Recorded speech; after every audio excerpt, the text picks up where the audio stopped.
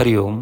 एक साधक ने पूछा है कि आध्यात्मिकता अपने आप उत्पन्न हो जाती है और धीरे धीरे उसमें रुचि भी कम हो जाती है और अपने आप ही उत्पन्न होती है और अपने आप ही चले जाती है। तो इसके बारे में आप कुछ बताइए या अपने विचार रखिए।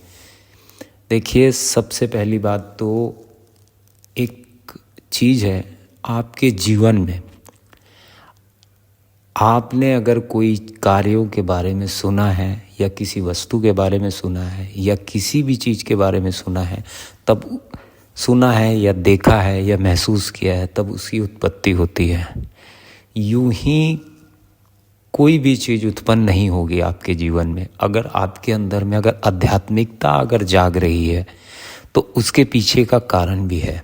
आपने कभी कथाओं में सुना होगा या आपने कभी इसकी प्रैक्टिस की होगी या आध्यात्मिकता की ओर गए होंगे। ये एक ऐसा सब्जेक्ट है या ये एक ऐसी चीज़ है मनुष्य के जीवन में जो हर क्षण हर वक्त घटित हो रही है। आपको ये चाहे योग का माध्यम हो, चाहे भजन का माध्यम हो, चाहे किसी का भी माध्यम हो, आपको सिर्फ वो ऊर्जा पे आप वो ऊर्जा को पहचानो। सिर्फ ये इतना ही कार्य है उसका। आध्यात्मिकता में ही जीता है मनुष्य अपना पूरा जीवन और आध्यात्मिकता में ही रहता है। ऐसा नहीं होता है कि वो सडन घटित हो रही है। हाँ, आपकी रुचि किस चीज़ में है आप इसको देखेंगे। आप कितनी रुचि ले रहे हो उसमें, आप ये चीज़ देखेंगे। आप अगर उसमें रुचि ले रहे हो तो उसके फल परिणाम भी सुखद मिलेंगे। अगर ऐसा नहीं है कि आपको फल परिणाम सुखद नहीं मिल रहे हैं तो आपने अपनी रुचि छोड़ दी, तो आपको आपके इर्द गिर्द वो चीज़ें नहीं घटित हो रही हैं, वो हर क्षण घटित हो रही है। जैसे महापुरुषों ने या बड़े बड़े योगियों ने ये कहा है कि आपकी आत्मा प्योर ही है। गीता में भी यही चीज़ लिखा है कि वो हमेशा आपके शरीर के अंदर ही विराजमान है। सिर्फ आपको उसको पहचानना है और उसके साथ लीन हो जाना है।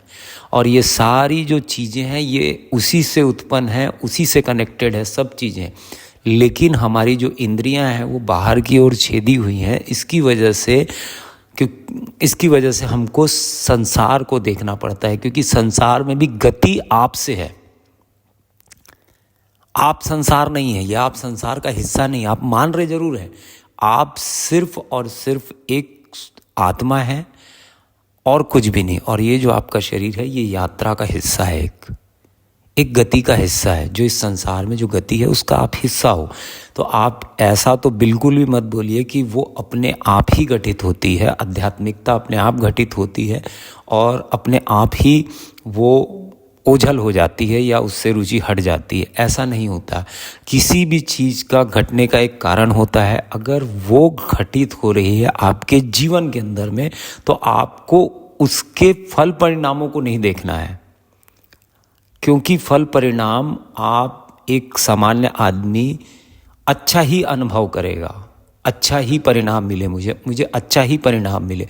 परिणामों को नहीं देखेंगे तब आपको ये समझ आने लगेगा कि ये हर क्षण मेरे अंदर ही थी। परिणामों को अगर आप देखने लगेंगे कि अब आप आध्यात्मिकता में रुचि लेते हैं, आध्यात्मिकता में आपका ज़्यादा समय बीतता है, तो आपके साथ गलत क्यों हो रहा है? सबसे पहले ये डिवाइडेशन करता है आदमी कि आध्यात्मिकता में है, मैं भगवान का नाम भी लेता हूँ, सब चीज़ लेता हूँ, लेकिन फिर भी मेरे साथ में गलत होता है। ये जो गलत और सही का जो बोध है ना, ये आपकी रुचि को कम करते करते करते करते चले जाता है। ये एक रीज़न हुआ।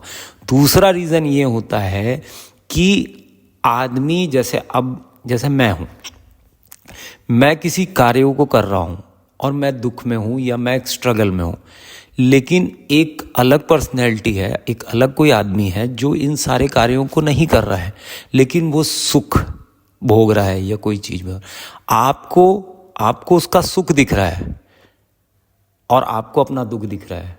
आपको सुख और दुख के बीच में आप एनालिसिस कर रहे हैं अपने आध्यात्मिकता को।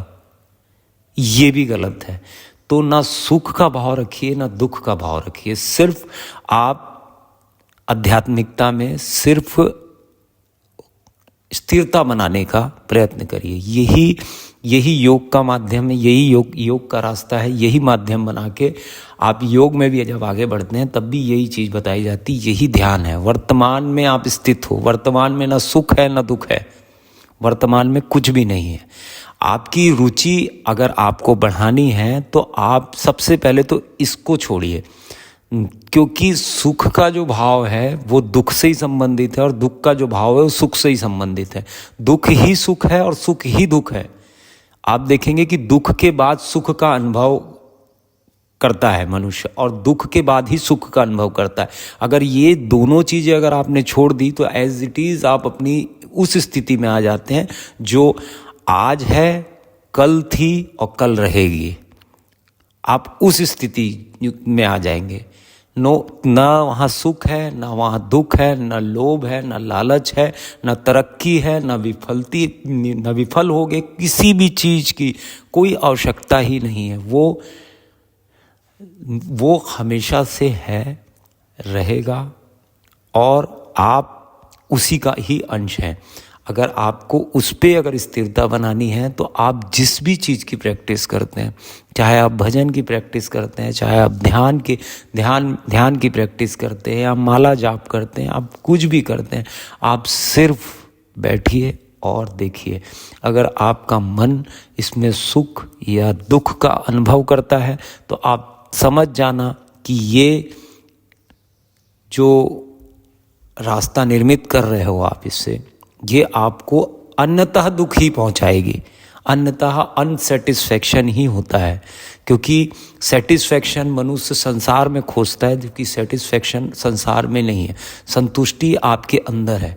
अगर कोई चीज़ संतुष्टि जैसी कुछ बनी हुई है तो वो आपके अंदर निर्मित होती है। कामनाएं जहाँ से उठती है, संतुष्टि भी वहीं पर है। तो वो जो स्थिति है वो अंदर में है।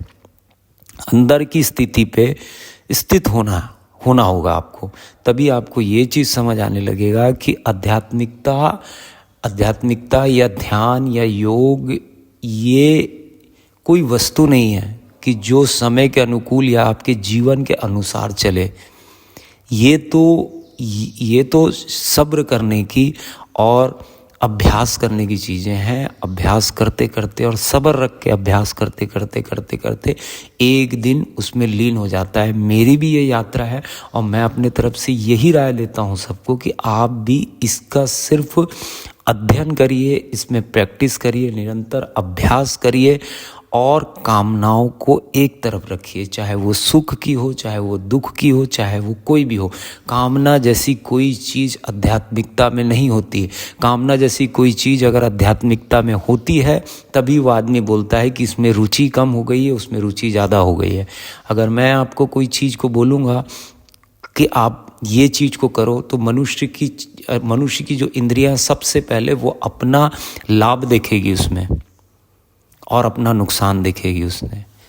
तो मैं आपको कभी नहीं बोलूँगा ना इसमें आप लाभ देखिए ना आप इसमें ऐसी कोई चीज़ देखिए, बस आप इसको करिए, सिर्फ आप इसको करिए। आप किस रास्ते से करते हैं ये आपके ऊपर में है।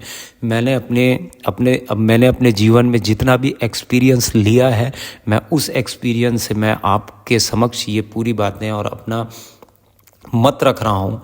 इसमें आपकी प्रयासों के अनुसार भी आपको फल परिणाम मिलते हैं। जैसा साधक प्रयत्न करता है और प्रयास करता है उसके हिसाब से भी आपको फल परिणाम या साधक को फल परिणाम मिलते हैं।